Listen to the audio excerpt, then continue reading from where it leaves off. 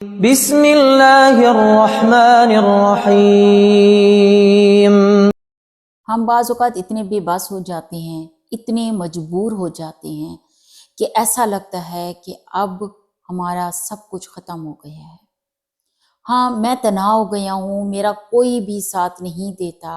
بس صرف اس وقت یہ آپ لوگ یاد رکھا کرو کہ یقین مانا کرو کہ میرا رب جو ہے وہ بڑی مہربانی والا ہے اور مجھ سے بہت محبت کرنے والا ہے، اور کوئی آپ سے اتنی محبت کر ہی نہیں سکتا جتنی محبت آپ سے اللہ رب العزت کرتا ہے، اور کوئی آپ کے مسائل ایسے حل نہیں کر سکتا جیسے آپ کے مسائل اللہ رب العزت حل کرتا ہے۔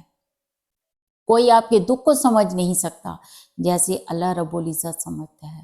اللہ رب العزت ہی آپ کی تمام کہی انکہی باتوں کو سنتا بھی ہے اور سمجھتا بھی ہے، اور وہی اپنی رحمت سے آپ کے ریزہ ریزہ بکھرے وجود کو محبت سے سمیٹتا ہے اور آپ کے زخموں پر محبت بھرا مرہم رکھتا ہے۔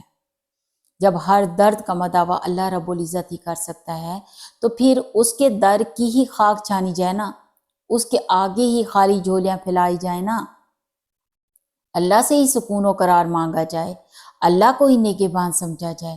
جب اللہ کہتا ہے کہ بے شک میں ہر شے پر قادر ہوں، ہر شے کا مالک ہوں، اللہ جو چاہے کر سکتا ہے، تو پھر کیوں نہ اپنے ہر دکھ، درد، تکلیف، غم و عالم کا ذکر اللہ کریم سے کیا جائے؟ کیوں ہم دوسروں کے دروازے جا کے کھٹکاتے ہیں؟ اللہ رب العزت کو بتایا جائے کہ اس کا بندہ بہت کمزور ہے، وہ منتظر ہے کہ کب اس کی آزمائش راحتوں میں بدلیں گی، کب اس کے دکھ سکھ میں بدلیں گے۔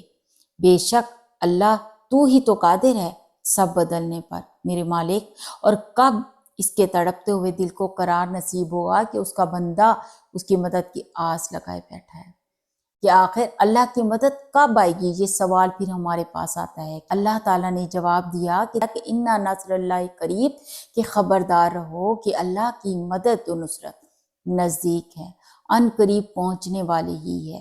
جب اللہ خود فرما رہا ہے کہ میں ان قریب تمہاری مدد کرنے والا ہوں، ان قریب تمہیں نوازنے والا ہوں، تو پھر کس چیز کی پریشانی؟